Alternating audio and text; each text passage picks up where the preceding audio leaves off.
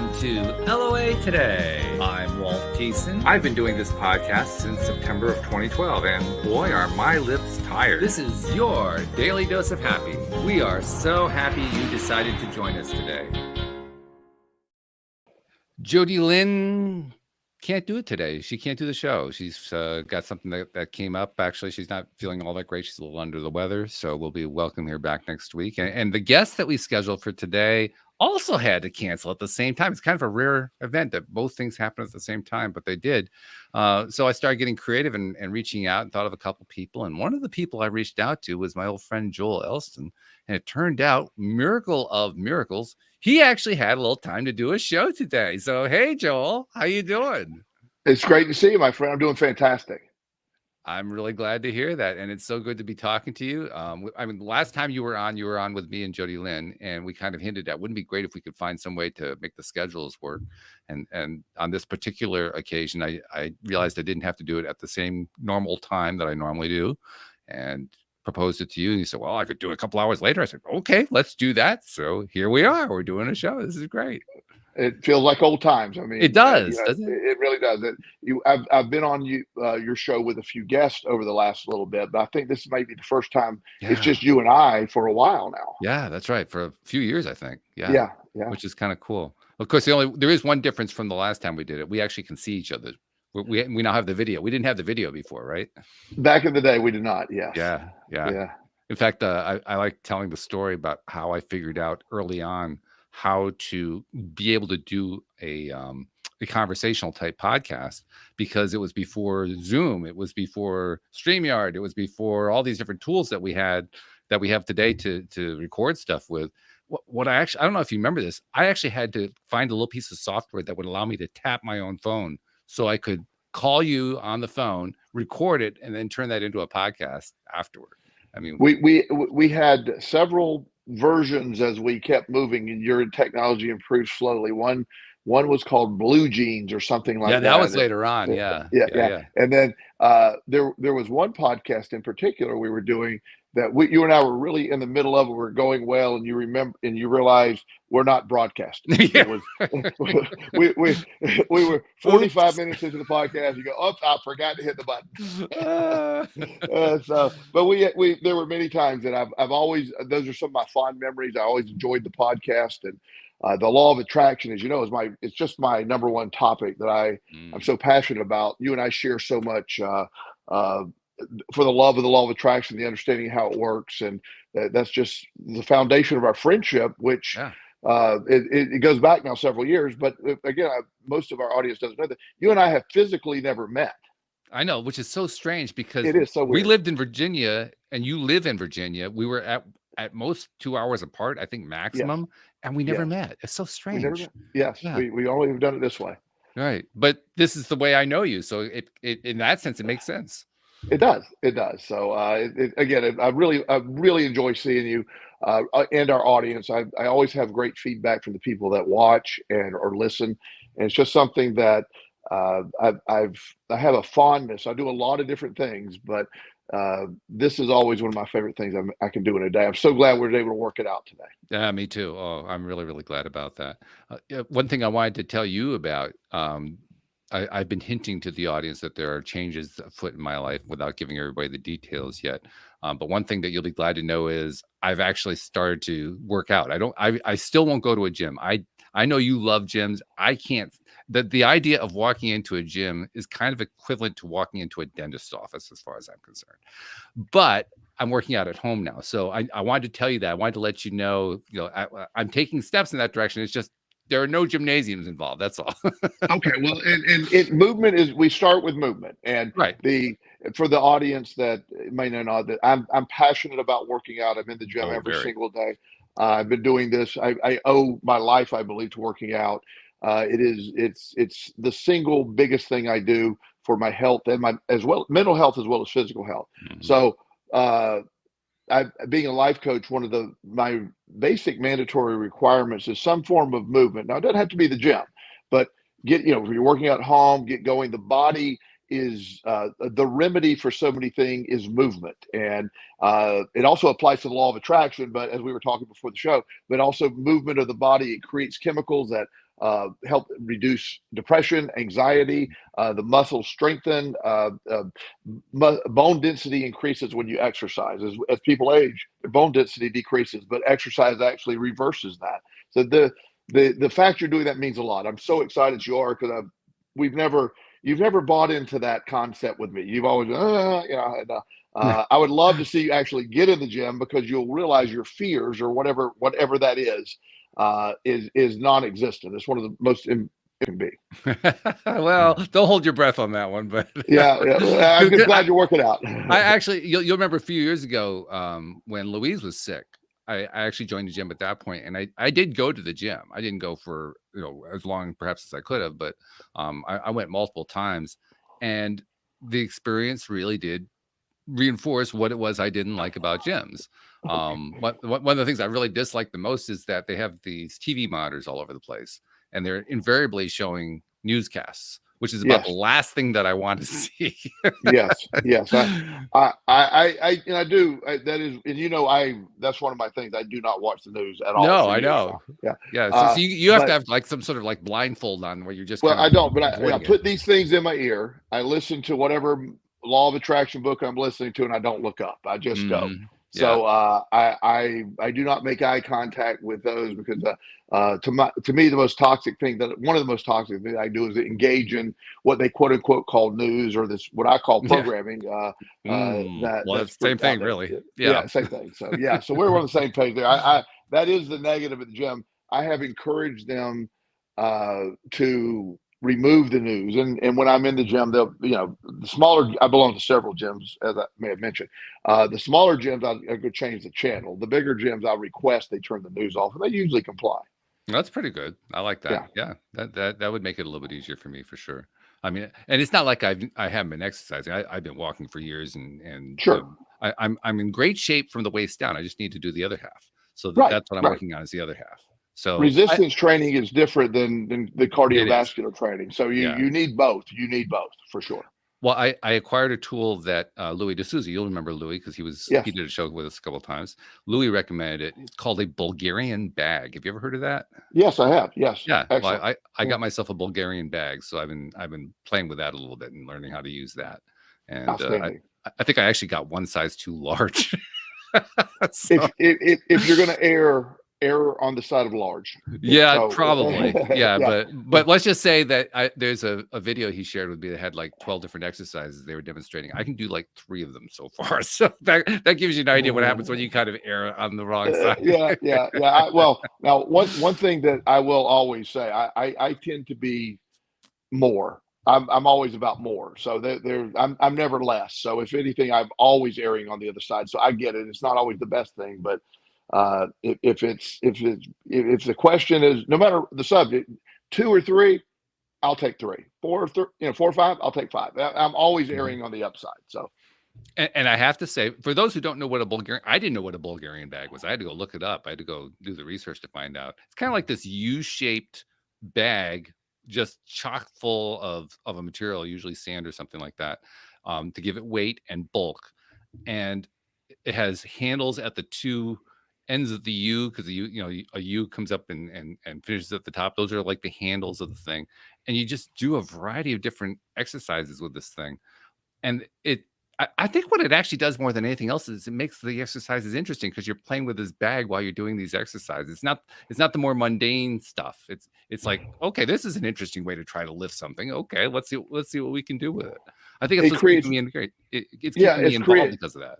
Exactly. It creates more of a functional use. And if you're lying on a bench press doing that, that's an effective exercise, but there's not a lot of function to that. The body was never intended to push a lot of weight away. The whole point of being able to push away was to move the body away, not the weight away. So Bulgarian bag or any of these, that type training is more functional. So it creates being off balance. So it is a more functional concept. And it is, I still do traditional weight training, but I have added a lot of functionality to my training as well. So that's I'm glad you're doing that. Yeah. And the one good thing I can say that really helps more than anything else is that it's enabling me to feel like I can do it every day. Yes. As that's the most important thing with any kind of exercise. You got to do it continuously every single time. Otherwise, you don't develop the habit. And then one like anything else that we talk about, once you do it enough, then it gets programmed into the subconscious brain. A quick story. Yesterday, my as I said, I belong to several gyms, but the main gym that I go to is I drop my son off at school. Then I go straight to the gym before I begin my day working. And they had been posting for weeks that the gym on that day was going to be closed until 2 p.m. So every day I saw that, I go, I need to mentally mark 2 p.m. and I'll go to another gym that morning. Mhm. So the habit of going to the gym, I drop my son off, I drive to the gym, and as promised, they were closed. And I laughed. I said, I'm just so programmed and conditioned to go to that gym. Even Mhm. 5 minutes before I left, I dropped my son off, I'm going, it almost drives automatically. So get to the place where you're driving automatically. That's what we're shooting for. Driving or whatever it's going to take. I mean, in my case, I'm not driving to a gym, but I have a routine. Yeah. And that routine, I mean, like I've always done, I do my outside nature walks. So the routine starts with a nature walk. And then when I get home, okay, now that I've gotten home, first thing to do is to take a little protein and carb in so I got something to work with, and then start working with the Bulgarian bag. So I've created routine just by tying it into something that I was already doing. Perfect routine. I love that. Yeah, very effective. And Yeah. it does the one thing that I knew I needed to do, which was find a way to do it every day. You're meeting that goal. I like that. Yeah. Yeah. Now there's an interesting thing that goes along with that. The interesting thing is how hard or how far do you work? Because what I was finding at the very beginning was I couldn't go very far. If I could do 5 minutes, that was something. And I'm thinking, Right. well, wait a minute, whoa, I gotta get better than that. But I realized also that meant I just had to kind of work it up a little bit. Let it just, develop a little bit every time, a little bit every day. I think I'm up to like 15 minutes now of doing, intense exercises, and then just let it go. And it's going to build at the rate that it can build. And there's some days where I just can't even go to 15, but okay, I did 13 today. And the body that adapts. The body's an amazing mechanism that it will always adapt. You got to feed it. You got to rest it. You got to do the right things. But and as we age, that process takes a little longer, but it's still very doable. And so you're doing it the right way, and you just keep working up. You'll get there. The other thing too is you mentioned age. I'm not so sure it's really age as it is lack of activity. And I mean, we've talked a lot about the importance of mindset, and our mindset. We all try to work on our mindset. We try to make our mindset as good as we can make it, but we all have off days too. And there are times where the mindset just isn't there, and you're doing the best you can, but it's not really working. Well, that can carry over to what's happening with your body. Especially like me, I wasn't doing a regular workout other than the walks. And I mean, over time, I was kind of paying the price for it. So for instance, the idea of actually there's a situation where about 2 years ago, I actually injured knees because I was not doing any kind of strength work. I was just doing the walking, which is good, but it's just not the same thing. And it took me a while to heal it until I finally remembered that I could use the mind to heal, and then I healed it in a week. But since then, I've noticed that, if I wanted to go into a squat, I could get into a squat maybe once, and then I have to kind of push my way up from the floor, and it was a strain and so forth. Just doing these exercises I'm doing every day, I'm doing, like 20, 30, 40 squats in a day. It's like, well, that's pretty good. I mean, I've only been working out for a month. That's great. Yeah, that is fantastic. It really is. So I guess my point is, it shows that even if you have gotten to the point where you've allowed everything to degrade, it can come back fairly quickly if you're willing to put the work in. Absolutely.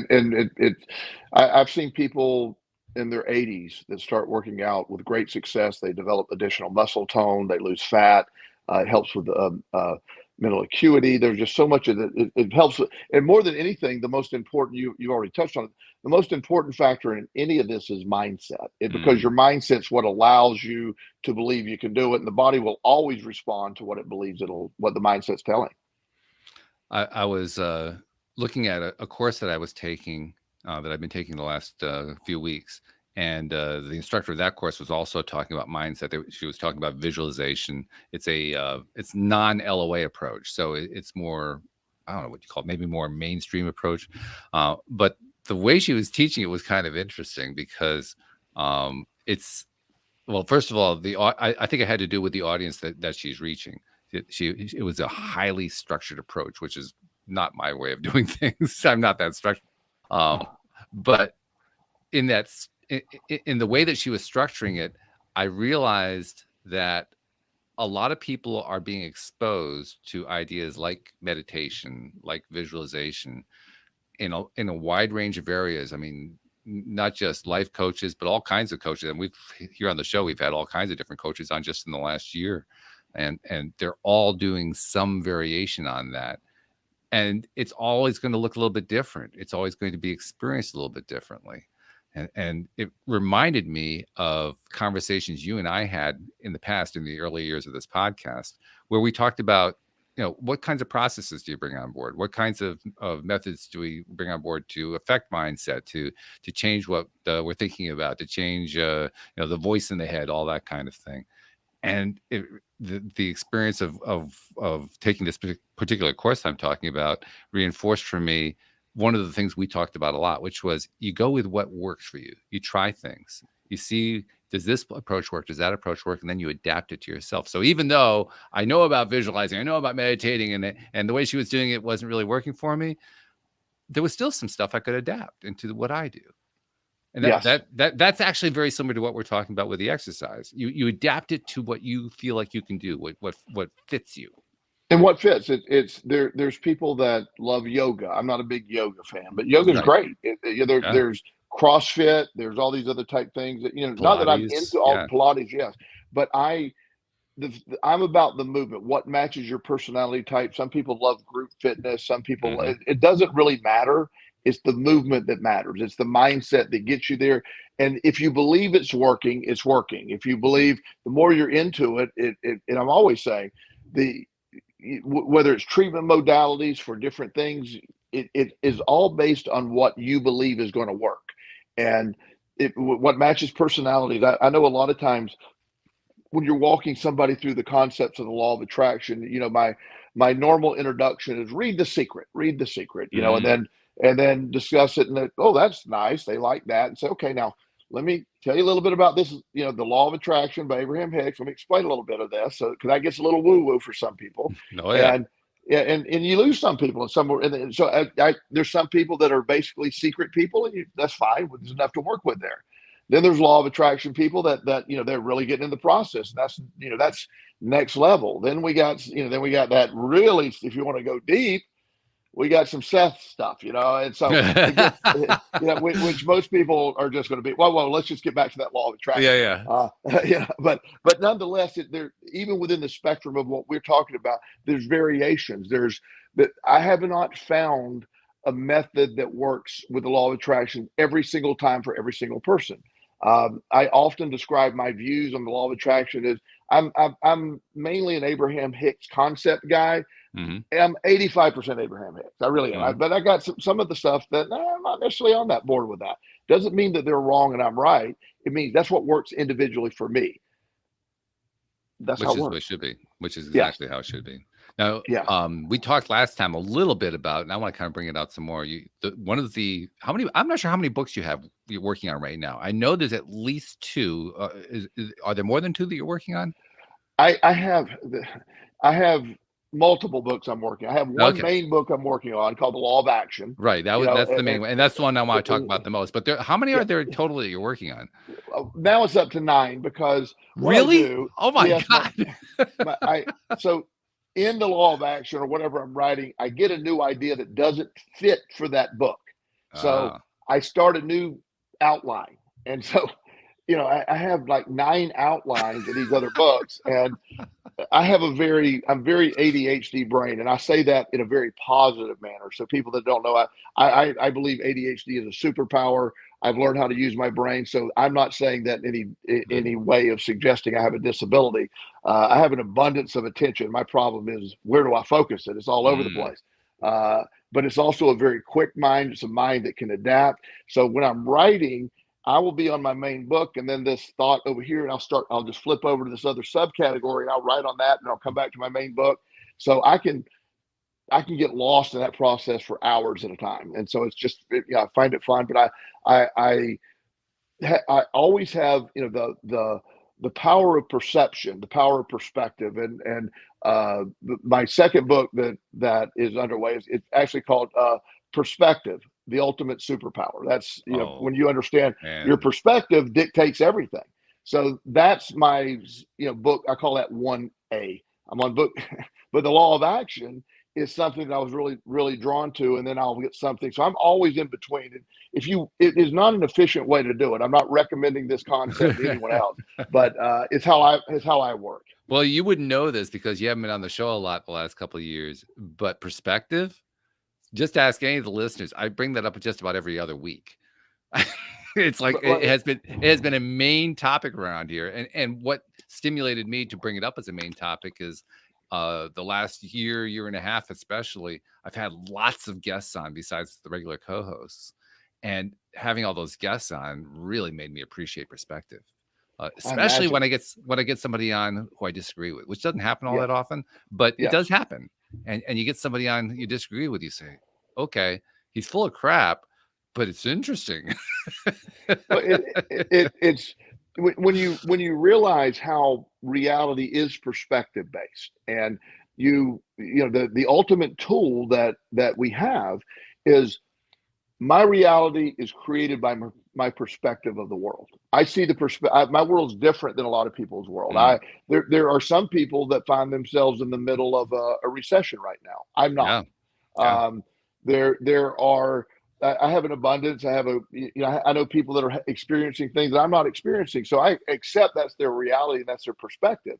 But their perspective of that turns things into reality. If you're Mm, miserable or whatever, if you have a situation, you lose your job, I'm unemployed or I'm ready for the next opportunity.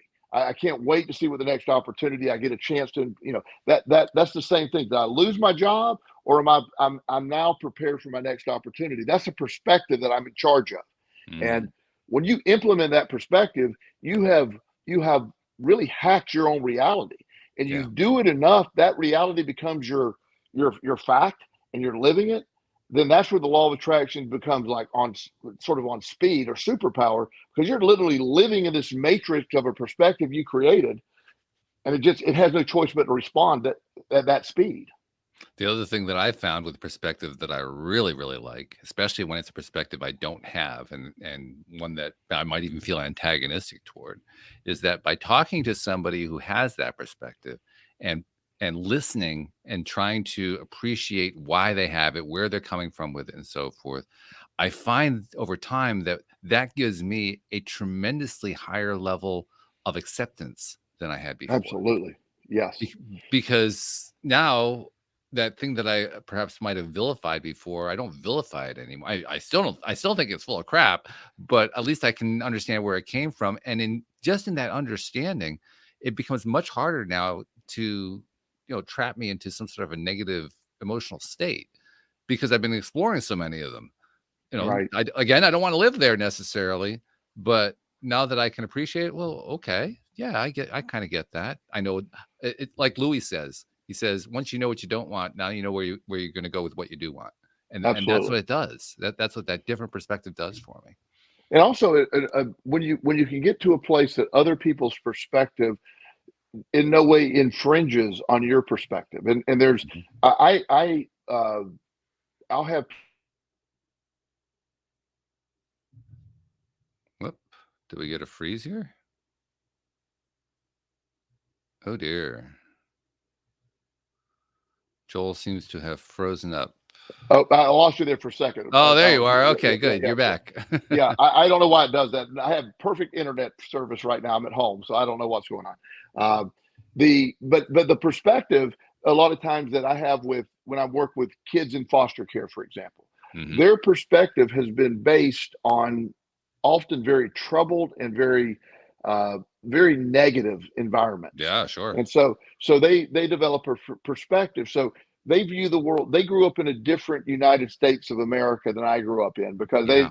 they so when I understand that, there's an empathy that I bring to that table. that I'm able to see, that I'm able to understand. You didn't grow up the same way. So the fact that you think all of this is bad or evil or whatever the term they're using, or whatever they're even antisocial thought, I understand that it was derived from their perspective. Now, once there's an understanding, that I have an opportunity to share my perspective and show them evidence of another way, and then they're allowed to hack their perspective into a newer, a better reality. And I've seen that happen over and over again.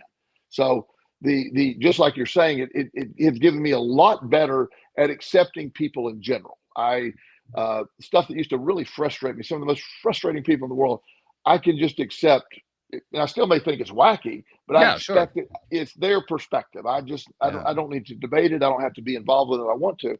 But it also gives me the opportunity in my coaching practice to help people adapt their perspective to what they want. Because if you're living a negative perspective or a lack perspective, then the law of attraction will never work in your favor. It will continue to work feeding you the lack side of that perspective.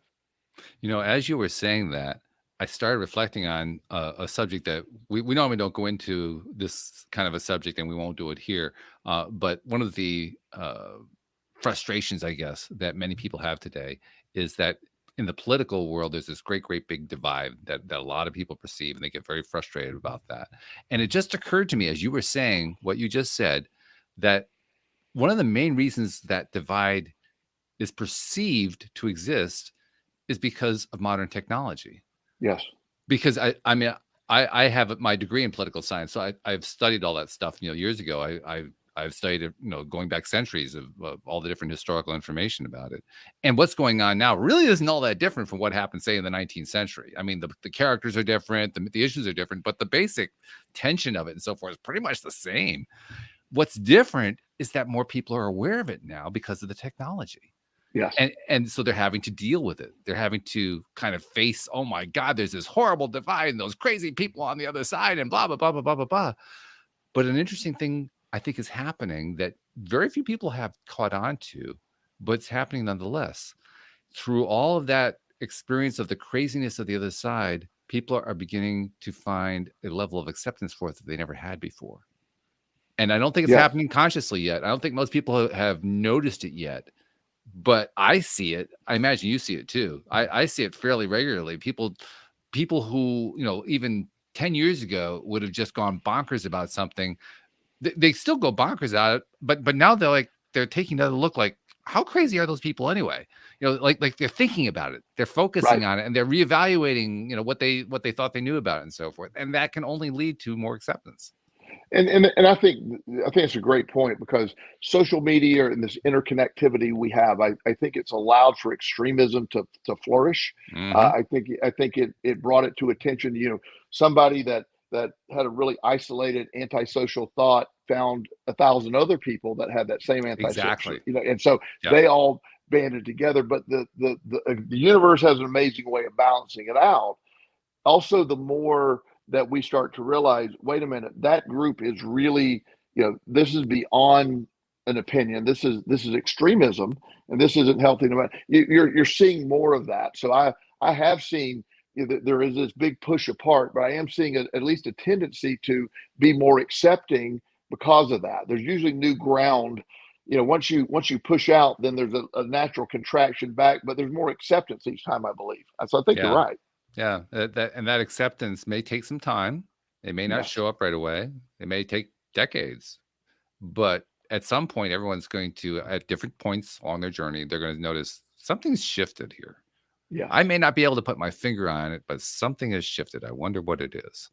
Right. And that because when you're around a bunch of people saying the same thing, when you turn on the television and you say, the gross domestic product is down, we're in a recession, these numbers are up, and gas prices are $5 and they were $2, and you start, so there's this narrative that we're lacking, there's a money, and so people have a tendency to quit spending, and they contract. That causes a recession with it. When you buy into the sky is falling, then the sky is falling. Not because it's really falling, but because you're creating the sky falling by your thoughts.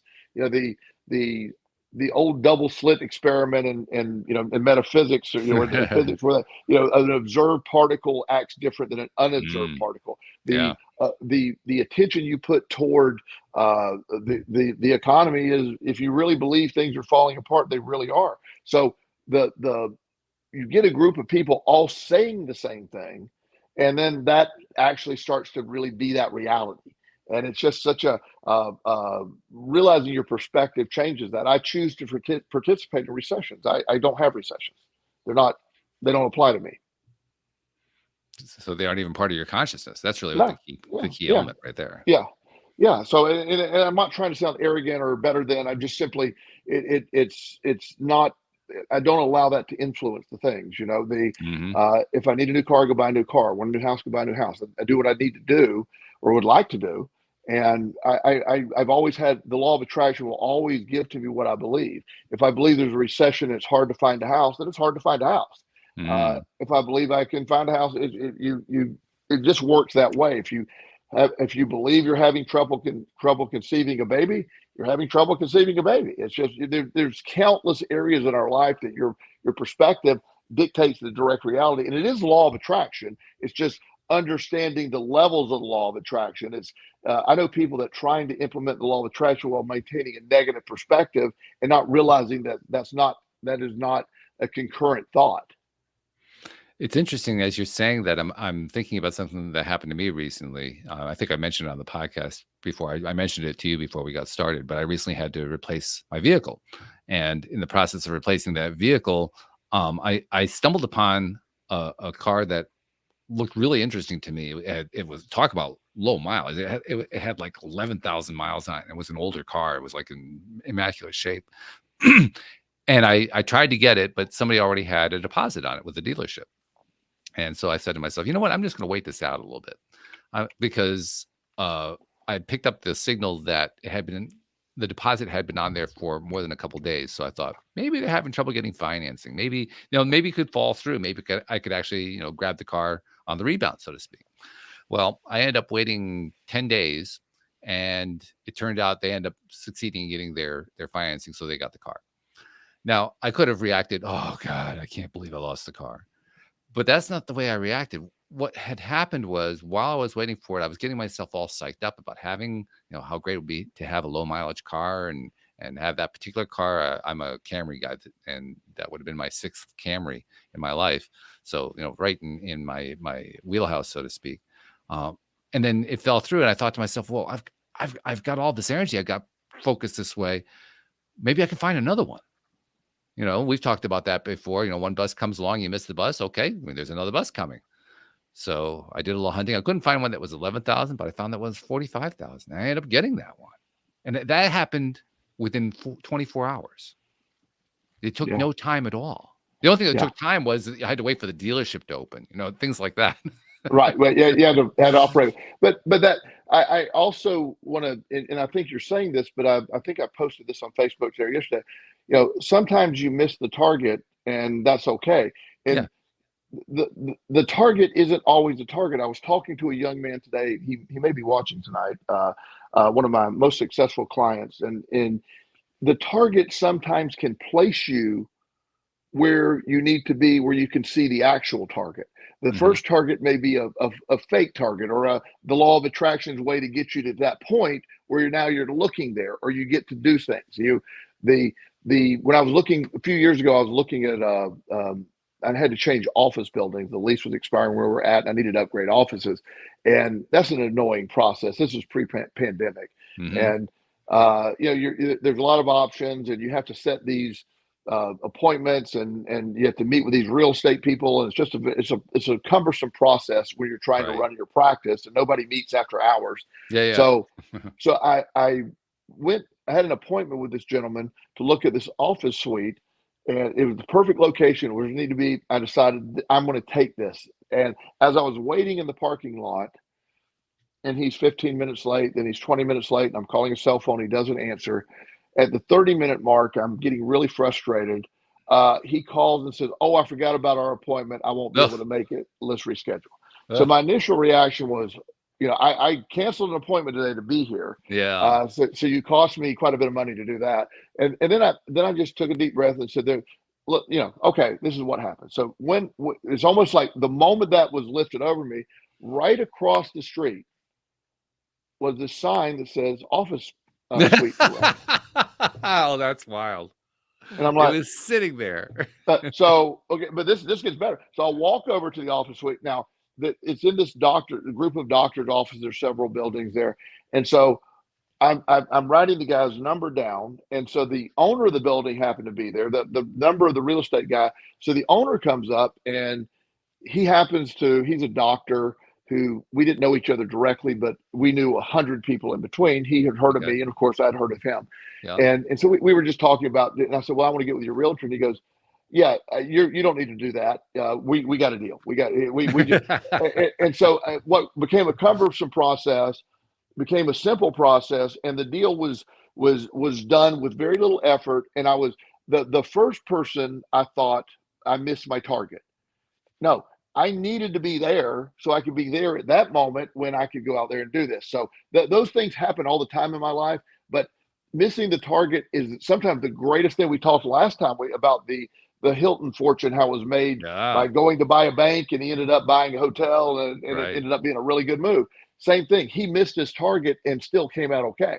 You set your mind. The law of attraction.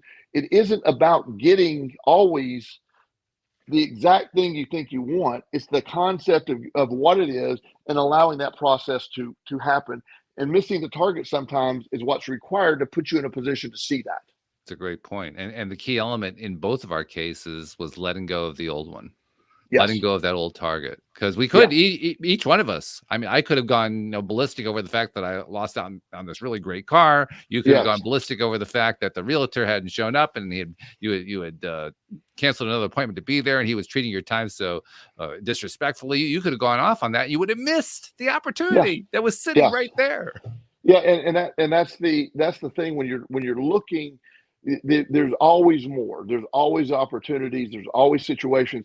But when we get so disappointed or stuck, or there's multiple stories. I think there's a ton of movies made about this, but I know Mm, real life stories where people go out on dates and they meet somebody, not quite a good fit, but either while they're there they meet somebody else, or that led to meeting somebody else. I have a client who was doing I don't know the names of these apps, but one of the apps, sure. and he was, he's a 45-year-old man, divorced, and he's like, God, I don't want to get date again.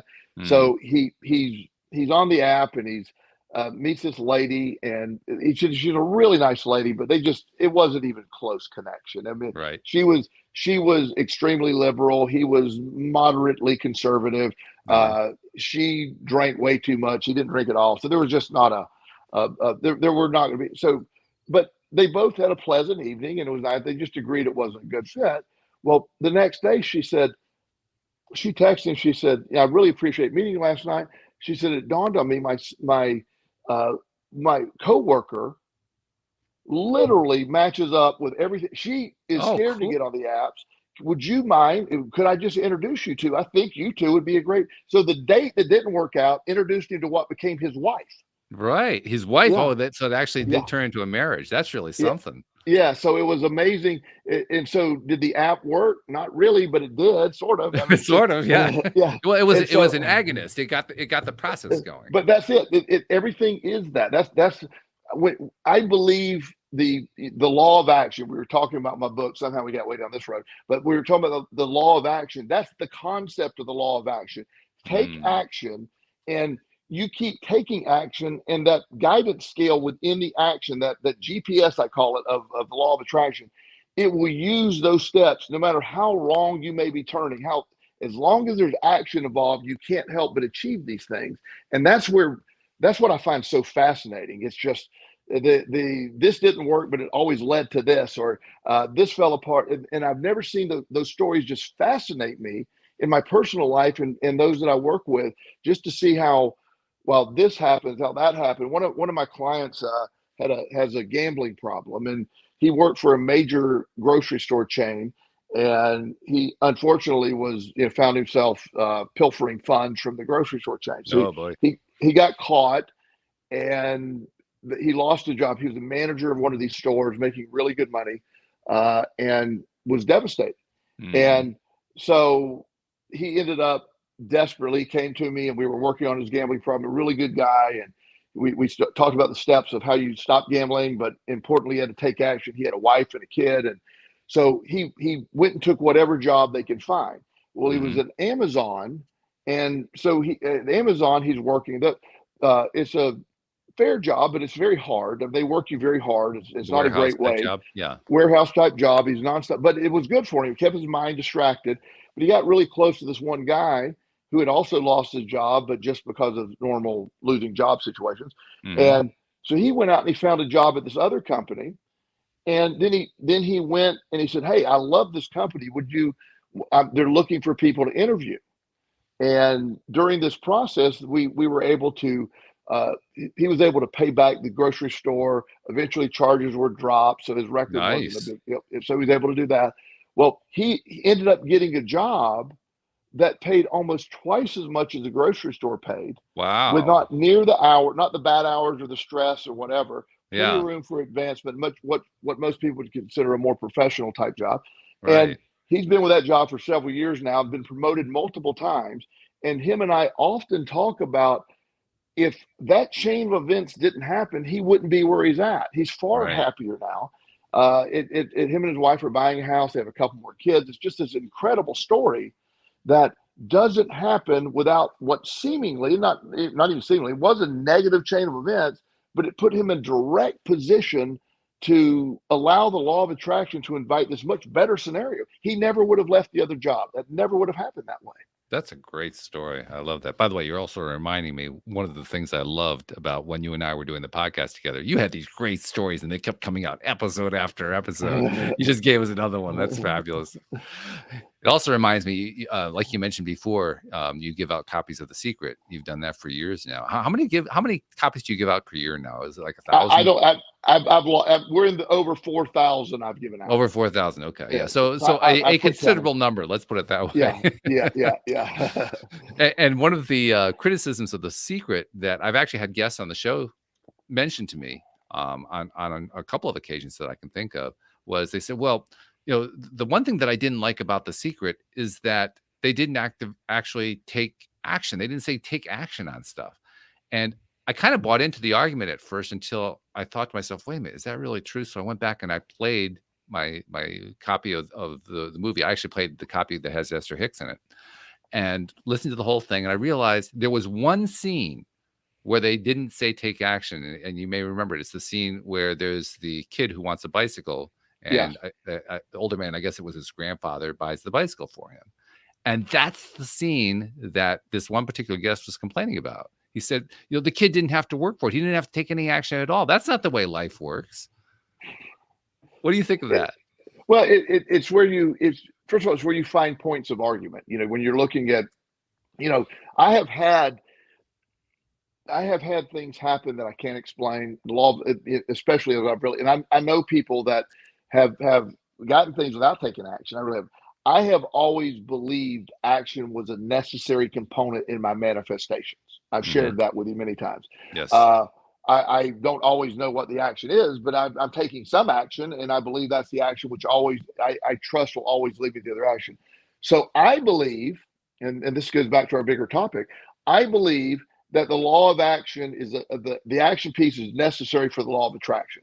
So my law of attraction process only works with action. It's the only way it works for me. So again, that's a belief. It's built into my perspective. So it can't operate unless I'm fully in. Does that make sense? Yeah. So so when somebody's watching The Secret and they're saying, well, this is what they're saying, again, you're taking a snippet when everybody else is talking about action. You're taking a snippet, and the idea that one somehow represents what The Secret is talking about is not really fair. It's not accurate either. Yeah, no, it's not. Because I actually checked all the scenes. Every other scene talked about taking action. It was the only one that didn't actually talk about taking action. Yeah, that's what I'm saying. Yeah, so you're taking one scene where I have my son, great kid. He's doing fantastic. He manifests all the things all the time because I just simply buy them for him. He doesn't have to do anything for him. So, I have one of my dearest friends is a little kid that lives across the street from me. I've known him since he's been tiny, and he's got me down pat. If he just says I need this, he manifests that. And, you know, he just whatever he wants, I can get him. And not because I care about him. I've known him for so long.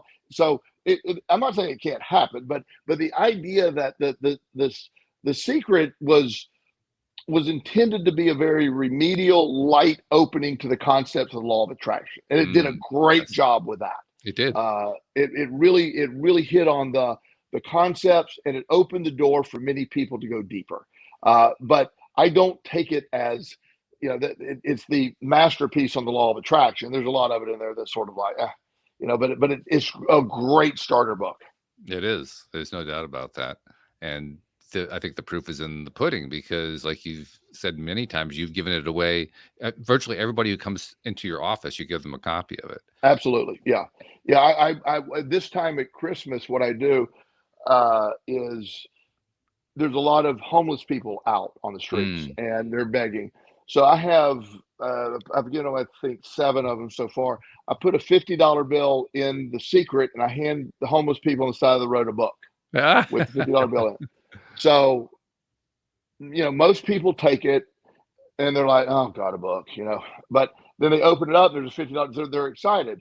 So one day, I'll pull up to the stoplight. This guy looks at the book and he calls me some bad names and he throws the book off to the side. And I said, have a good day. And I just drove off. And I'm imagining somebody came across and found this book. Yeah. Opened it up. There's this 50. Uh-oh. Oh, we just had Joel drop off. Oh, no. In mid-story, in the middle of a good story. Oh, I hope he's able to reconnect. Here he comes. Okay. He's almost here. We got an image. Okay, now he's back. There you are. Yeah, somebody called. I have a do not disturb my phone. Somehow that came through. I don't know. That's all right. So, that's all right. Yeah. But anyway, you talked about how the guy threw the book away, and then you started to talk about what might have happened, and that's where you got cut off. Yeah, and so I'm hoping somebody came along, found the book, said, oh, and then found the $50 bill in it, and then still was the intention. But you know, the idea that the secret to me, I could give people $50 bills or $100 bills or give them $1,000, and unless there's something that's going to accompany that gift that gets them beyond that, they're going to be homeless and begging forever unless a mindset changes. Yes. And the secret from any place, I have been homeless. I have slept in a flower bed. I have eaten out of a trash can. And I don't do that anymore. And I don't have to do that anymore. And it's those concepts that made that happen for me.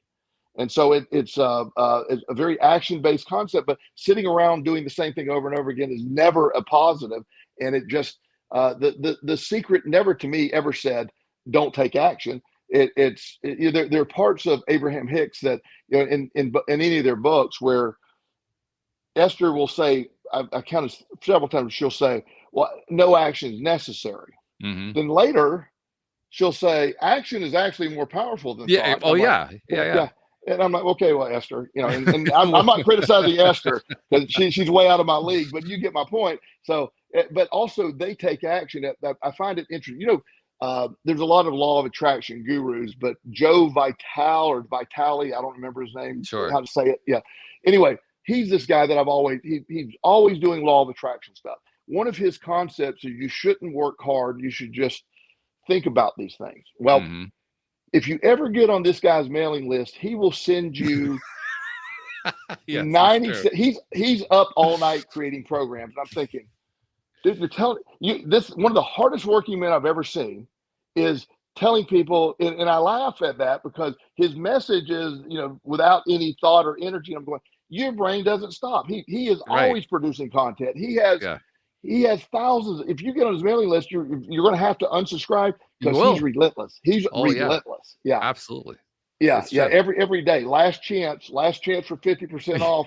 7 weeks later, last day for last chance, and it's like, but you know, it's also one of my heroes we lost either earlier this year or last year. Bob Proctor. Yeah.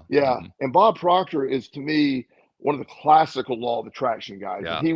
He was a big proponent of action and thought and all coming together and believing and tuning in and energy vibration. And he was well into his 80s. he was traveling the world, giving seminars, and just Yeah. incredible energy. I had the privilege to meet him twice, Oh, and you did. yeah, really, really powerful man. And it just he was a very action oriented person. Yes, definitely true. He was also I believe he got his initial training from Earl Nightingale, Yes. and many listeners won't know who Earl Nightingale was, but he was quite a voice, and I mean literally a voice in Oh, the great voice. 1950s and Yeah. 1960s. Yes. Deep, resonant kind of voice, and he often would he'd be a narrator for a course or for a television program or something like that, and the kind of life he had was a relatively quiet life compared to say a TV star or movie star, but it was a vibrant life, and I think that was probably what he passed along more than anything else to Bob was Yes. vibrancy. You talked about vibration, but there's also vibrancy, a vibrant life, and it inspired Bob in a way that turned him into who he became, Bob Proctor. Yeah, that's one thing that you talk about, that energy vibration. There's he's one of the people that I've been around, that I feel a connection with. I met him, and Mm, his energy was tangible. It was very we were very well spoken. I met him once, met him several years later. He remembered my name from a brief meeting. really? Yes, and Wow. he goes, Joel, right? And I go, yeah, and we started talking, and it just I shared with him briefly my concept of the law of attraction and addiction and recovery, and he loved that concept. And so he had that energy. But when you and I first doing the podcast, our very first podcast, it's like we've known each other for 10 years. It's just Yeah. we just started off and we started going. So there's an energy vibration that is within all of this, that vibrancy you're talking about, chance meetings, the synchronicity of stuff, all of that is tied into this. There's a connection that I haven't quite figured it all out yet, but I'm certainly aware of it. And that vibration level that Bob Proctor was talking, he talked a lot about energy vibration, a lot. Mhm. He did, yeah. Well, Yeah. when you're saying that, it's reminding me, you mentioned earlier, quantum physics. You made Yes. reference to it through the double slit experiment and so forth. One of the aspects of quantum physics that is so fascinating is the fact that it is a validation of the power of observation. Because Yes. like you were pointing out, an event will change simply because someone is observing it. And Yes. when I take that idea and I expand it out, I realize that the someone doesn't have to be a human being. It can be Yeah. an animal. It can be Yes. and you take the Einsteinian concept of how the universe is organized. He was one of the first ones, I think. I'm pretty sure he was the first one who pointed out that even empty space is full of energy, Yes. Yes. which was an astonishing concept to put Well, out and there.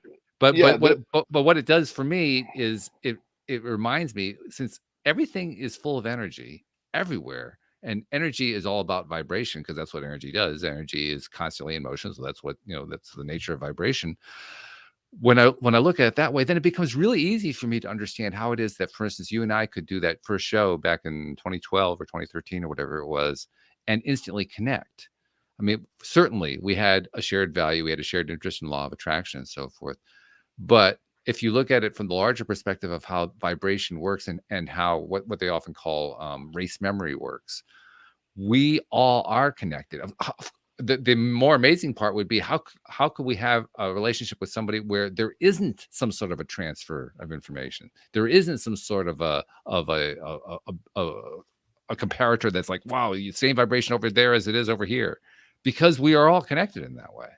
that's and one of the powers that I I feel I implement well, or the techniques I use well, is when somebody's in my office, the and it works this way too, but much better in my office. When they're in my office, I am able to uh, exchange energy with them. They Mm, pick up my energy. I very much a body language guy. I use my hands. I lean forward. They lean forward, and there's a right. connection. They don't even know that happens. And there's an experiment done of talking about residency, not residency. You can say it better for me. Resonance. There you go. There you go. I was not going to get that out right, but the experiment was under the guise of there was this a group of students who agreed to be monitored while they listened to music and to see how music affected their mood. That was what they were told the experiment was. Right. That was not the experiment. So Right. they got everybody in the auditorium. They had them all hooked up with their equipment. They can measure heart rate and breathing. And so they just said there's going to be about a 15-minute delay as we get the equipment set up. So there is a background sound check that basically had a bump, bump, bump, and it just a sound, just a beep, beep. And they increased it. And as they increased that the speed of the beep, everybody started talking faster. It got louder, and everybody's heart rate came. It came together. Everybody's heart rate, went up with that beat. Nobody knew this was going on. Right. They were measuring. Then they lowered the beat. It got quieter, and then the heart rates went back down to about. So everybody was They were unintentionally tying into the sound, and so how much that's just the energy vibration of sound. Right. So when you have emotion attached, one of the topics that I'll dive in. Sorry if you get in trouble for this, but there are no bars here. You go for it. Okay, so those that and God bless you that those are the situation, but several of my friends who grew up with a couple of daughters and their wives, females cycle come together. If most people don't know that, so when they have their period, females that are all in that process of menstruating, eventually when they live together, they sync their periods. Mm-hmm. Yeah, now that's an energy vibration that and so without getting in trouble, and there are lots of examples of that. The one that comes to my mind quickest is grandfather clocks. Exactly, they do, but not as scary as the other one though. Just no. A little less dramatic, perhaps. But, but the pendulums of identical size and shape grandfather clocks, they can start off out of sync with each other, and within, I think it's like a week, they will be within sync. There's several YouTube videos of just pendulums sitting on a desk, all out of sync, and it times how long but they all come together and they're synchronistic at within a certain period of time. Mm-hmm. And you can look that stuff on video, but there is an energy. There's no human involvement in that. That is a machine syncing with another machine. So there's something to that we're missing. So when you're around like-minded, positive people, you're picking up on that energy. They're lifting you up. That energy, that's a very exciting thing. That's one of the bases of my practice, is when people can feel what I believe and feel the energy, they know it's authentic. They feel better. They walk out the door saying, I don't know why, but I feel better than I walked in. Yeah. That's sort of the point. Well, that's where the subtitle of the podcast came from, because you'll remember I didn't have a subtitle the first few years that we did this, but around year 4, something like that, year 4, year 5, I added your daily dose of happy, because that's exactly what I wanted to accomplish with every episode. I wanted everyone who listened to kind of get onto that same vibrational level and have their day be better just because they listened to the podcast. And that's exactly the way it's worked out. It's been wonderful because of that. But it's another example, another way of illustrating exactly what we're talking about. That synchronicities happen, and they happen normally. It's not an abnormal thing. Synchronicity is part of the norm. We may not, as a society, we may not recognize that, but it's true anyway. Synchronicity constantly is going on. It's amazing, and it always. If anything, I'm always filtering for synchronicity now, so I see more of it, and it's fascinating. It's just the people that get brought into my one of my neighbors said something, and I'm like, oh, that's a sign, and she goes, Joel, I think that's enough of the signs. I mean, and I see a sign in everything. It's like, and so maybe I'm over attracting synchronicity, but it's just miracles have happened that I can't explain, that were synchronistic in nature, that all I can do is just accept they happen. That there's no explanation of why. And it's this time of year, I don't know, 2 or 3 years ago, one of my, not a dear friend, but she's since become a dear friend, but at the time she was sort of an acquaintance, a neighborhood acquaintance, and she's a principal at a school. And So this time of year, I normally help out with families or do something, and just somebody that needs help. And so I didn't know who to call, so I just texted her and said, "You a little late in the season here, but you know anybody looking for help? I'd be glad to donate some money to help her." And her first response back was, she said, "Did God tell you to call me or text me?" And I'm like, "No, maybe, I'm not sure." And she said, "I literally a few minutes ago just got an email from a lady saying she's sorry to she's sorry to ask so late, but she isn't going to be able to provide Christmas for her kids." And I texted her within 10 or 15 minutes of her receiving that email. That's cool. Um, Yeah. so again, now it's a minor one, but I was able to help out. But it's just that idea that kind of stuff happens all the time. It's Yeah. exciting to me, and I think that's sort of the concept that because of that, we've become really good friends. This lady and I, her family, we're all good friends now, and I think that was sort of a catalyst to say, wow, there's certainly Sure. an involvement there. Yeah, that's fabulous. What a great way to wind up the episode today. As usual, we ripped through an hour, right? Are we? Oh, wow, Can yeah, you believe that? That we used to say that every single week, right? Because we used yeah, to do it weekly at that point. And like, wow, that hour went fast, and it just did it it again. did, it did, yeah. Well, I'll tell you what, I'm looking forward to the coming new year, because one of my New Year's resolutions, me, I don't usually do New Year's resolutions, but one of my New Year's resolutions in advance of the new year is to do more shows with Joel Elston. So Well, I hope we can make that happen, because I do, as I've said before, this is one of my highlights of when I do this. I always feel better. I enjoy my good friend Walt all the time. it's I feel fun. better anytime we get to talk. So thank you so much for reaching out today, and hopefully this Yeah. happens again soon. Yeah, and thank you for being available today. Talk about synchronicity. I mean, because you have a Absolutely, crazy schedule and it still worked. That's like, it oh, worked this out is excellent. perfectly. Yes. I love that. All righty. Thank you, Okay. my friend, and thank you to our podcast listeners everywhere. We'll see you all next time here on LOA Today. Goodbye, everybody.